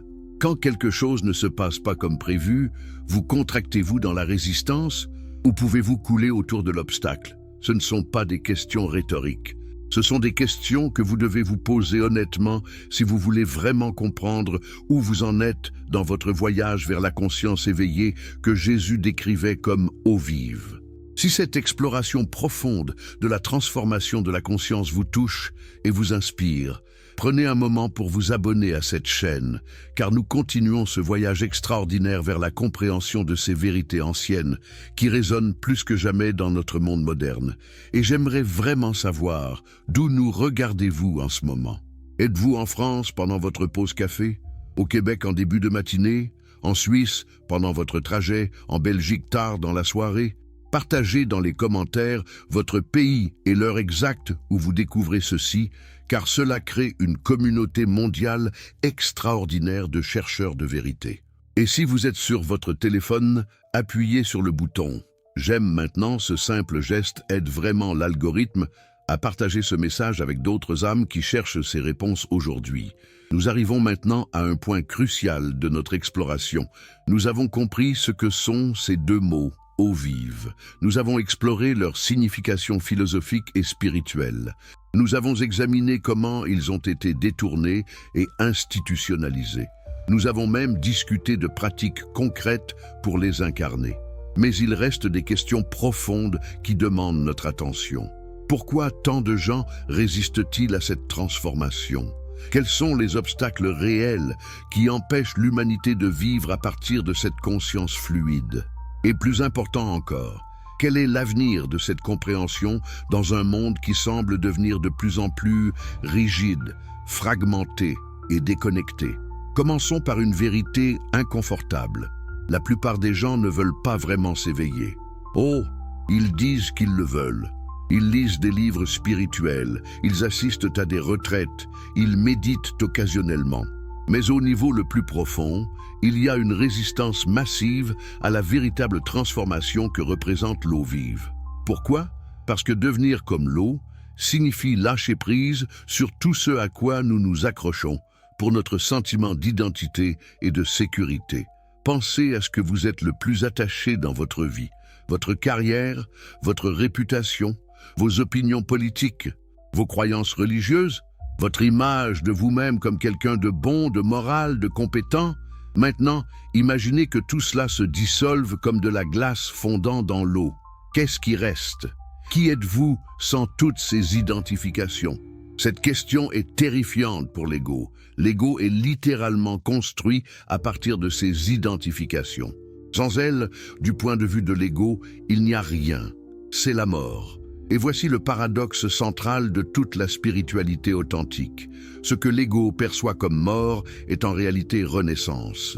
Ce que l'ego perçoit comme perte de soi est en réalité découverte du soi plus vaste. Mais vous ne pouvez pas convaincre l'ego de cela. Les mots ne suffisent pas. L'ego doit expérimenter la dissolution, au moins partiellement, pour découvrir que la vie continue. En fait, la vie devient plus riche, plus vaste, plus libre. C'est pourquoi le traumatisme, aussi douloureux soit-il, peut parfois être une porte vers l'éveil. Quand tout ce à quoi vous vous accrochiez est arraché, quand vos structures d'identité s'effondrent, quand vous touchez le fond, il y a parfois un moment de grâce. Dans ce moment de désespoir total, quelque chose lâche prise. Et dans ce lâcher-prise, il y a une ouverture. Vous découvrez que vous existez encore même quand tout ce que vous pensiez être vous a disparu. Ce n'est pas une glorification du traumatisme. Le traumatisme cause une immense souffrance et nous devons faire tout ce qui est en notre pouvoir pour le prévenir et le guérir. Mais c'est une reconnaissance que parfois, c'est seulement quand nos structures rigides sont forcées de se briser que nous découvrons l'eau qui coulait dessous tout le temps. Jésus lui-même a enseigné cela.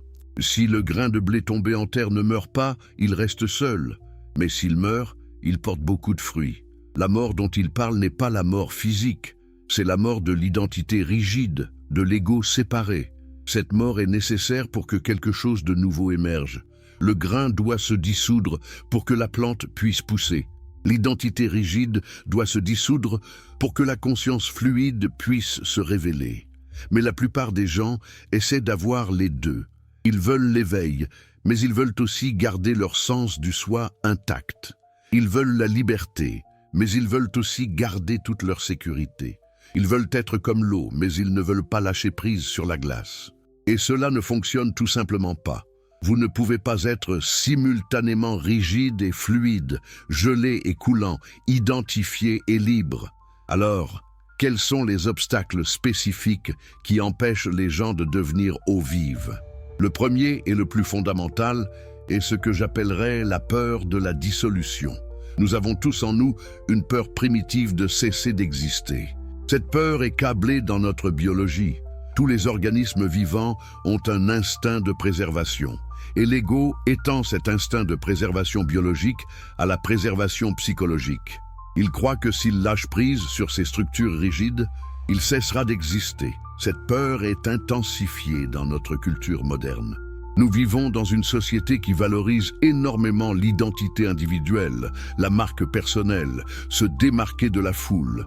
Dès notre plus jeune âge, on nous enseigne à construire une identité forte, à savoir qui nous sommes, à être fidèles à nous-mêmes. Ces valeurs ne sont pas nécessairement mauvaises, mais elles peuvent devenir des obstacles quand elles se transforment en rigidité. Qui êtes-vous vraiment si vous enlevez toutes les étiquettes? Si vous enlevez votre nom, votre nationalité, votre profession, vos croyances, vos opinions, vos goûts et dégoûts, qu'est-ce qui reste? C'est une question que très peu de gens osent vraiment explorer. Parce que explorer cette question signifie faire face au vide apparent qui semble exister sous toutes nos constructions d'identité. Et ce vide est terrifiant. Mais voici ce qui est fascinant. Ce vide n'est pas réellement vide, c'est plein. Infiniment plein, mais pas de contenu. C'est plein de potentialité pure, de conscience pure, de vie pure. C'est l'eau vive elle-même. Mais du point de vue de l'ego qui ne connaît que le contenu, qui ne peut se définir que par opposition à autre chose, ce vide ressemble à la mort. Le deuxième obstacle majeur est ce que nous pourrions appeler l'addiction à l'identité narrative. Les humains sont des animaux conteurs d'histoires. Nous ne vivons pas seulement notre vie, nous nous racontons des histoires sur notre vie. Ces histoires deviennent notre identité. Je suis quelqu'un qui a surmonté l'adversité. Je suis une victime des circonstances. Je suis un gagneur. Je suis un perdant. Je suis quelqu'un de spirituel. Je suis quelqu'un de pragmatique. Ces histoires ne sont pas neutres. Elles créent des rails sur lesquels notre vie court. Elles limitent ce que nous pensons être possible pour nous. Elle crée des attentes sur comment nous devons nous comporter, comment les autres doivent nous traiter, ce que la vie nous doit. Et quand la vie ne se conforme pas à notre histoire, nous résistons, nous nous contractons, nous devenons rigides. Devenir eau vive signifie lâcher prise sur ces histoires, ou du moins tenir ces histoires légèrement, reconnaissant qu'elles sont des constructions temporaires plutôt que des vérités absolues. Mais c'est incroyablement difficile. Nos histoires nous sont si familières, si confortables, même quand elles nous causent de la souffrance. Au moins, nous savons qui nous sommes dans l'histoire. Sans l'histoire, qui serions-nous? Le troisième obstacle est la pression sociale pour la conformité. Nous vivons dans des groupes, des communautés, des sociétés qui ont des attentes sur comment nous devons être. Ces attentes créent ce que les sociologues appellent des rôles sociaux. Vous jouez le rôle du parent, du professionnel, de l'ami, du citoyen. Ces rôles viennent avec des scripts, des comportements attendus, des façons appropriées de penser et de sentir. Maintenant, il n'y a rien de mal avec les rôles sociaux en tant que tels. Ils sont nécessaires pour que la société fonctionne. Le problème survient quand nous nous identifions totalement avec ces rôles, quand nous oublions qu'ils sont des rôles que nous jouons plutôt que ce que nous sommes. L'eau peut prendre la forme d'un verre sans oublier qu'elle est de l'eau. Mais nous oublions. Nous devenons tellement identifiés au rôle que nous pensons que c'est nous. Et la société renforce constamment cette identification. Quand vous agissez en dehors de votre rôle attendu, vous êtes puni de diverses manières: exclusion sociale, critique, jugement. Cette pression pour se conformer crée une immense rigidité. Nous apprenons à supprimer les aspects de nous-mêmes qui ne correspondent pas au rôle. Nous gelons notre fluidité naturelle en forme socialement acceptable. Être eau vive dans ce contexte nécessite un courage extraordinaire. Cela signifie être prêt à décevoir les attentes des autres. Cela signifie être prêt à être mal compris. Cela signifie être prêt à perdre l'approbation de votre tribu quand votre authenticité entre en conflit avec les normes du groupe. C'est pourquoi tant de mystiques et d'êtres éveillés tout au long de l'histoire ont vécu en marge de la société, pas nécessairement par choix, mais parce que leur fluidité était incompatible avec la rigidité des structures sociales. Le quatrième obstacle, et peut-être le plus subtil, est ce que nous pourrions appeler la spiritualisation de l'ego. C'est un piège particulièrement insidieux pour les chercheurs spirituels. Vous commencez à pratiquer, vous commencez à avoir des insights, vous commencez à changer. Et l'ego, voyant qu'il ne peut pas arrêter cette transformation, fait quelque chose de brillant. Il coopte le processus. Il crée une nouvelle identité. Je suis quelqu'un de spirituel. Je suis plus éveillé que les autres. Je comprends des choses que les masses ignorantes ne comprennent pas. Cette nouvelle identité spirituelle devient aussi rigide que n'importe quelle autre identité. En fait, elle peut être plus rigide parce qu'elle se justifie avec des raisons spirituelles. Je dois méditer de cette façon parce que c'est la bonne pratique. Je dois manger comme ceci parce que c'est plus conscient. Je dois parler comme cela parce que c'est plus évolué. Le jugement ne disparaît pas, il devient simplement plus sophistiqué. L'ego ne disparaît pas, il porte simplement des vêtements spirituels. L'eau vive véritable n'a pas d'identité spirituelle. Elle ne pense pas à elle-même comme spirituelle ou non spirituelle. Elle coule simplement. Elle est simplement. Cette simplicité radicale est en fait beaucoup plus difficile à atteindre que toutes les pratiques et accomplissements spirituels complexes. Parce que la simplicité ne donne rien à l'ego à saisir, rien dont se vanter, aucune identité à construire. Le cinquième obstacle est le traumatisme non résolu. C'est un sujet que nous devons aborder avec beaucoup de compassion et de sensibilité. Le traumatisme gèle littéralement la conscience. Quand quelque chose d'accablant se produit, quelque chose que notre système nerveux ne peut pas traiter sur le moment, nous gelons. C'est une réponse de survie. Le système nerveux dit essentiellement « c'est trop, je ne peux pas faire face à cela maintenant, je vais le mettre de côté pour plus tard ». Mais plus tard n'arrive souvent jamais. Le traumatisme reste gelé dans notre système, créant des zones de rigidité dans notre conscience. Ces zones gelées affectent tout. Elles affectent notre capacité à ressentir pleinement, à faire confiance, à nous ouvrir, à être présent. Elles créent des patterns défensifs rigides qui étaient nécessaires pour la survie au moment du traumatisme, mais qui deviennent des obstacles à la fluidité et à la vie pleine. Alors, pour beaucoup de gens, devenir eau vive nécessite d'abord un dégel du traumatisme. Cela ne peut pas être fait par la volonté seule. Cela nécessite souvent de l'aide professionnelle, thérapie, travail corporel, pratiques somatiques qui permettent au système nerveux de compléter les réponses de survie gelées et de libérer l'énergie piégée. C'est un travail profond et souvent long. mais il est nécessaire. Vous ne pouvez pas simplement décider d'être fluide quand des parties de vous sont gelées dans le traumatisme. Le sixième obstacle est l'attachement au contrôle. Notre culture moderne valorise énormément le contrôle. Nous voulons contrôler notre environnement, notre santé, nos relations, notre avenir. Cette soif de contrôle crée une illusion de sécurité. Si je peux tout contrôler, je serai en sécurité. Mais cette illusion exige une vigilance constante, une tension constante, une rigidité constante. L'eau ne contrôle rien, elle s'adapte à tout. Quand vous versez de l'eau dans un nouveau contenant, elle ne résiste pas. Elle ne dit pas « Non, je préfère garder ma forme précédente ». Elle coule simplement dans la nouvelle forme. Vivre comme cela, sans contrôle, est terrifiant pour l'ego. Cela semble être de l'abdication, de la passivité, de la faiblesse. Mais il y a une sagesse profonde dans le non-contrôle. Parce que la vérité, c'est que nous n'avons jamais vraiment eu de contrôle, de toute façon. La vie est fondamentalement incontrôlable. Les choses arrivent que nous n'avons pas planifiées. Les gens agissent de manière que nous ne pouvons pas prédire. Notre propre corps change de manière que nous ne pouvons pas arrêter. Tout ce que notre effort de contrôle accomplit est de nous épuiser et de nous raidir. Le lâcher-prise du contrôle n'est pas de la passivité, c'est de la participation active avec ce qui est, plutôt que résistance contre ce qui est. Vous pouvez toujours agir, toujours influencer, toujours créer, mais vous le faites à partir d'un lieu de fluidité, plutôt que de rigidité. Vous dansez avec la vie plutôt que de lutter contre elle. Maintenant, explorons quelque chose de fascinant. Si ces obstacles sont si universels, si profonds, comment quelqu'un les surmonte-t-il jamais? Comment quelqu'un devient-il vraiment eau vive? L'histoire spirituelle de l'humanité nous montre que cela arrive généralement de l'une des trois façons, ou d'une combinaison de celles-ci. La première voie est ce que nous pourrions appeler la voie de la grâce spontanée. Parfois, sans raison apparente, quelque chose s'ouvre. La personne n'a peut-être même pas cherché l'éveil. Elle n'a peut-être pratiqué aucune discipline spirituelle.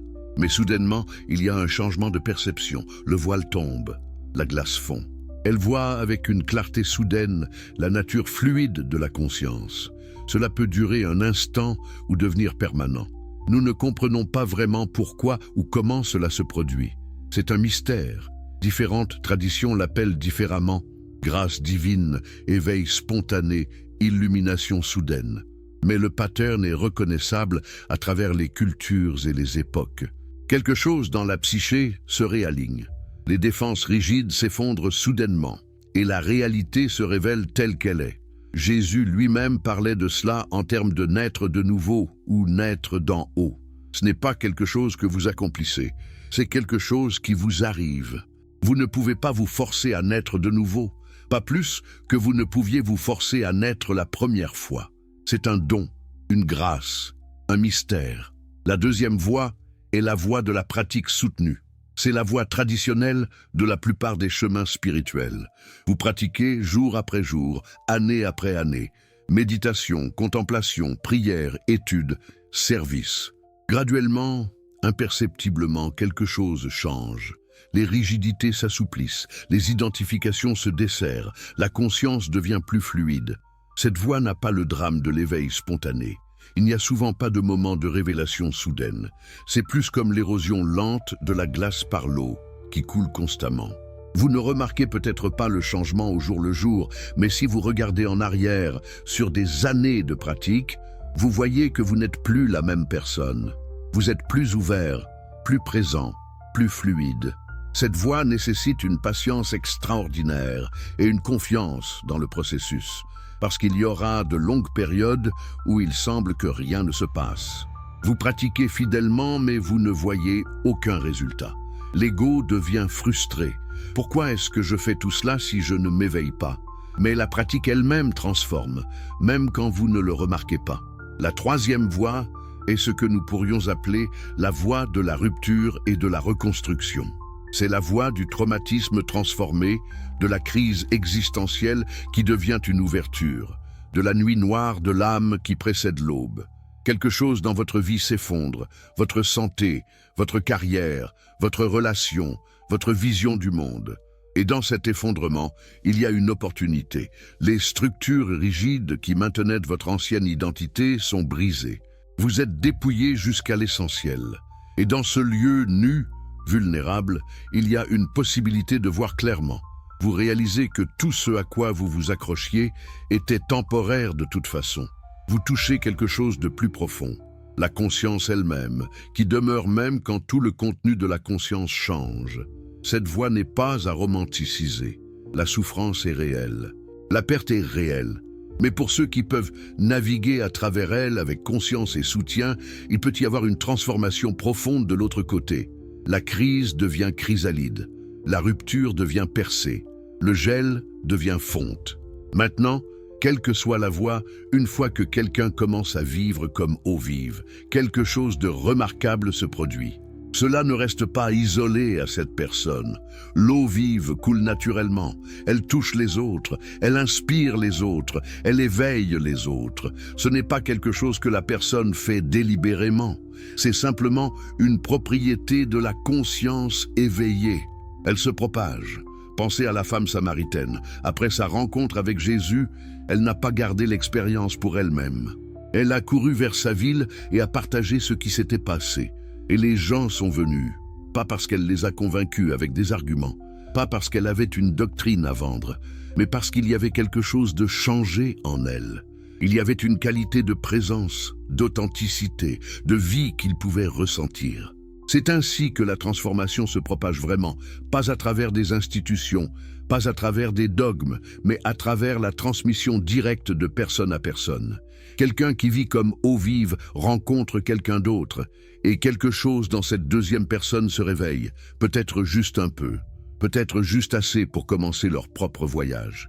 Et ensuite, cette personne touche d'autres, et ainsi de suite. C'est ce que les bouddhistes appellent le linéage, la lignée de transmission directe d'enseignant à étudiant. Mais vous n'avez pas besoin d'être formellement un enseignant pour transmettre. Vous transmettez simplement par qui vous êtes, par comment vous vivez, par la qualité de votre présence. L'eau vive se reconnaît dans l'eau vive. La fluidité résonne avec la fluidité.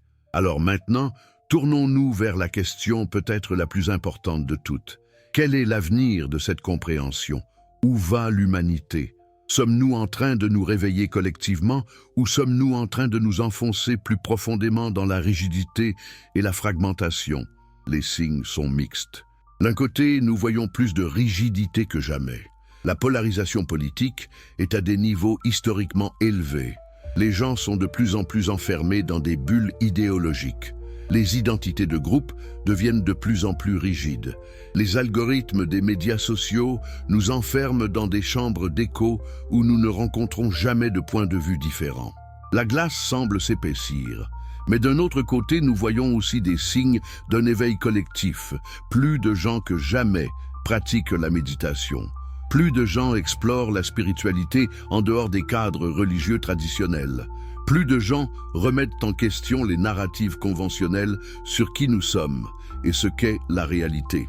Il y a une soif, une faim pour quelque chose de plus authentique, de plus vivant. Peut-être que ce que nous vivons est une tension entre deux forces. Une force tire vers plus de rigidité, plus de contrôle, plus de fragmentation. L'autre force tire vers plus de fluidité, plus d'ouverture, plus d'unité, et le résultat n'est pas prédéterminé. Il dépend de ce que chacun de nous choisit, moment par moment, dans nos propres vies. Chaque fois que vous choisissez la fluidité plutôt que la rigidité, chaque fois que vous choisissez l'ouverture plutôt que la défensive, chaque fois que vous choisissez la présence plutôt que la réactivité, vous votez pour l'avenir de la conscience humaine. Ce ne sont pas de petits choix. Ce sont les choix les plus importants que vous puissiez faire, parce qu'ils déterminent non seulement votre propre expérience, mais contribuent au champ collectif de conscience dans lequel nous vivons tous. Imaginez si un nombre critique d'humains commençait à vivre comme eau vive. Pas parfaitement, parce que la perfection n'est pas le but, mais avec une intention croissante vers la fluidité, l'ouverture, la présence. Que se passerait-il avec nos institutions? Que se passerait-il avec nos conflits? Que se passerait-il avec notre relation avec la planète? Les institutions basées sur le contrôle rigide commenceraient à se transformer ou à devenir obsolètes. Les conflits basés sur des identités rigides commenceraient à se dissoudre. Notre relation avec la planète passerait de l'exploitation à la participation. Ce ne sont pas des fantasmes utopiques, ce sont des possibilités réelles qui émergent quand la conscience se déplace de la glace vers l'eau, du figé vers le fluide, de l'ego séparé vers la conscience connectée. Mais cela ne se produira pas par magie. Cela ne se produira pas parce qu'un nombre suffisant de gens lisent les bons livres ou répètent les bons mantras. Cela se produira seulement si suffisamment de gens font le travail difficile, courageux de se transformer eux-mêmes. Parce que vous ne pouvez pas changer le monde sans vous changer vous-même d'abord. Vous ne pouvez pas apporter la fluidité au monde si vous êtes rigide. Vous ne pouvez pas apporter la paix au monde si vous êtes en guerre avec vous-même. C'est pourquoi l'enseignement de l'eau vive est si crucial maintenant en ce moment de l'histoire humaine. Ce n'est pas un enseignement parmi d'autres, c'est l'enseignement dont notre espèce a besoin pour sa propre survie et évolution. Nous sommes à un point de basculement. Soit nous apprenons à être plus fluides, plus adaptables, plus ouverts, soit nous nous détruisons avec notre rigidité. Les crises que nous affrontons, climatiques, écologiques, sociales, politiques, sont toutes ultimement des crises de conscience. Ce sont des crises créées par une façon rigide, séparée, fragmentée de percevoir la réalité. Et elles ne peuvent pas être résolues avec plus de rigidité. Elles nécessitent une transformation fondamentale de la conscience elle-même. Elles nécessitent que nous apprenions à être eau vive. Alors, qu'est-ce que cela signifie concrètement pour vous, ici, maintenant? Cela signifie que votre pratique personnelle de devenir plus fluide n'est pas égoïste. Ce n'est pas juste pour votre propre bénéfice, bien que vous en bénéficierez certainement. C'est un service au monde. Chaque moment où vous choisissez la fluidité plutôt que la rigidité, vous contribuez à la transformation collective de la conscience humaine. Cela signifie que les pratiques dont nous avons parlé, observer votre conscience, cultiver la fluidité, lâcher prise sur le contrôle, être transparent, permettre le mouvement, contempler l'unité, ne sont pas des exercices spirituels optionnels. Ce sont des nécessités évolutives. Ce sont les compétences dont l'humanité a besoin pour naviguer les défis à venir. Cela signifie aussi que vous n'êtes pas seul dans ce voyage. Partout dans le monde, d'autres personnes font le même travail. Peut-être utilisent-elles un langage différent, peut-être viennent-elles de traditions différentes, mais elles sont toutes engagées dans le même processus fondamental de transformation de la rigidité en fluidité, de l'ego en essence, de la glace en eau vive. Et vous faites partie d'un linéage qui remonte à des millénaires. Jésus n'était pas le seul à enseigner cela. Bouddha parlait du non-attachement et du flux. Lao Tzu parlait de l'eau comme modèle suprême de sagesse. Les maîtres soufis parlaient de mourir avant de mourir. Les yogis parlaient de dissolution de l'ego dans le soi universel. Les noms changent, les métaphores changent, mais l'enseignement central reste le même. Vous êtes porteur de cette sagesse ancienne, pas parce que vous l'avez apprise dans un livre, mais parce qu'elle est votre nature même. Vous êtes eau vive. Vous l'avez toujours été. Vous l'avez juste oublié. Et maintenant, vous vous souvenez, ou plus précisément, vous êtes en train de vous souvenir. Parce que ce n'est pas un moment unique de réalisation, c'est un processus continu de retour encore et encore à votre nature fluide. Chaque fois que vous remarquez que vous êtes devenu rigide et que vous vous permettez de vous assouplir, c'est le retour. Chaque fois que vous remarquez que vous êtes perdu dans l'identification et que vous vous rappelez de votre nature plus vaste, c'est le retour. Chaque fois que vous remarquez que vous résistez à ce qui est et que vous vous permettez de permettre, c'est le retour. Le retour n'est jamais permanent dans le sens où vous n'oublieriez plus jamais. Même les êtres les plus éveillés passent par des moments d'oubli. Mais avec la pratique, les périodes de souvenir deviennent plus longues et plus fréquentes. L'eau vive devient votre état de base plutôt que quelque chose que vous devez atteindre. Et voici la chose la plus belle. À mesure que vous vivez de plus en plus comme eau vive, la vie elle-même change de qualité. Pas nécessairement que les circonstances externes deviennent parfaites. Vous aurez toujours des défis. Mais votre relation avec ces défis se transforme. Au lieu de vous cogner contre eux encore et encore, vous coulez autour d'eux. Au lieu de les prendre personnellement, vous les voyez comme des événements neutres qui se produisent. Il y a une légèreté qui vient avec cela, une joie qui n'est pas dépendante des circonstances, un sentiment de connexion avec tout et tous. Parce que quand vous êtes haut, vous réalisez que tout autre haut est votre famille. Toutes les autres consciences sont des expressions de la même conscience fondamentale. Vous n'êtes pas séparés, vous ne l'avez jamais été, vous ne pourriez jamais l'être. Cette réalisation change tout. La peur diminue parce qu'il n'y a plus de soi séparé à protéger. La compétition diminue parce qu'il n'y a personne à vaincre. Le jugement diminue parce qu'il n'y a personne à juger. Il y a juste la vie se vivant elle-même à travers un nombre infini de formes, comme l'océan se vivant lui-même à travers un nombre infini de vagues. Et vous êtes à la fois la vague et l'océan.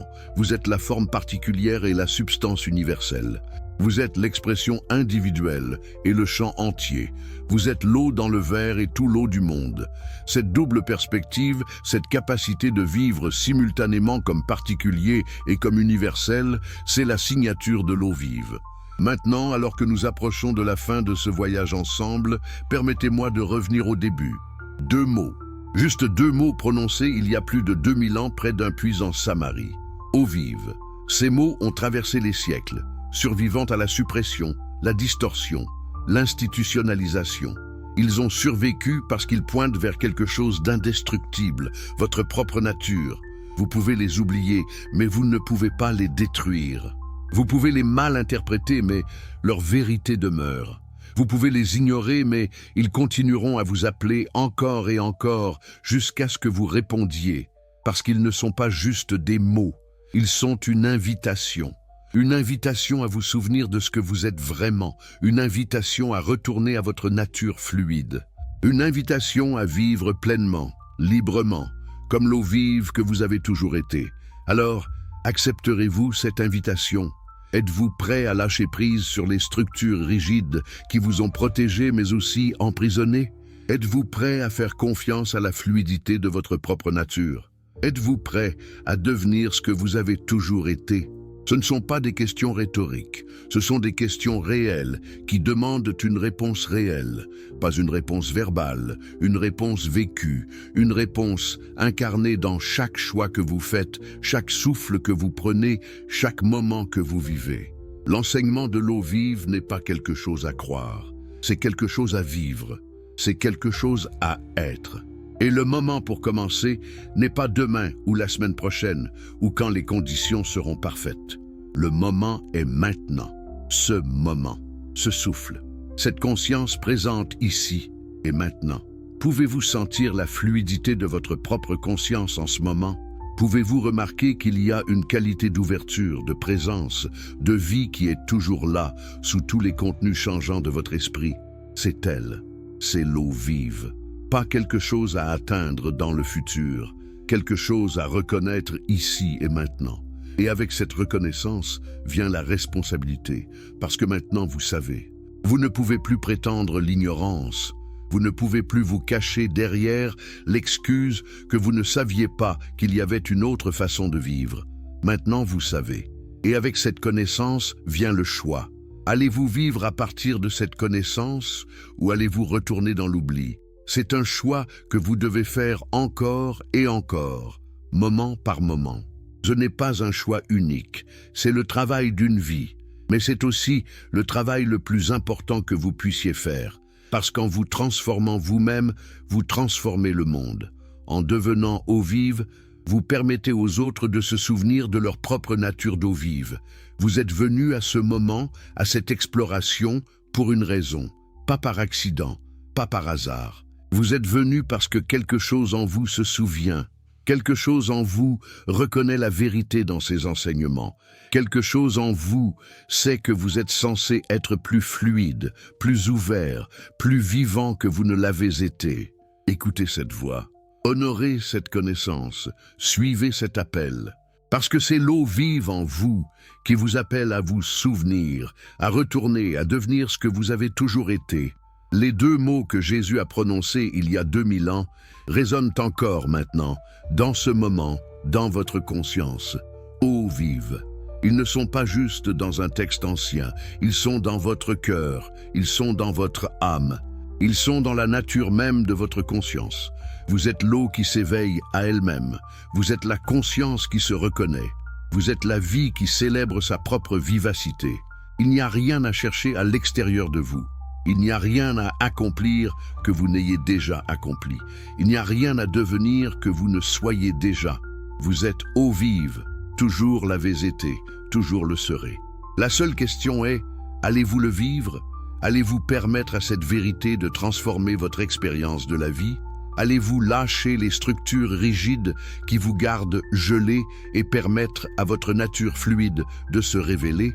La réponse, bien sûr, ne peut venir que de vous. Personne ne peut la donner pour vous. Personne ne peut faire ce voyage pour vous. Mais vous n'êtes pas seul. Vous êtes soutenu par tous ceux qui ont marché ce chemin avant vous. Vous êtes soutenu par tous ceux qui marchent ce chemin maintenant. Vous êtes soutenu par la vie elle-même, qui veut s'exprimer pleinement à travers vous. Alors, respirez, détendez-vous, lâchez prise, permettez, coulez, soyez. L'eau vive n'est pas loin, elle est ici, elle est maintenant, elle est vous.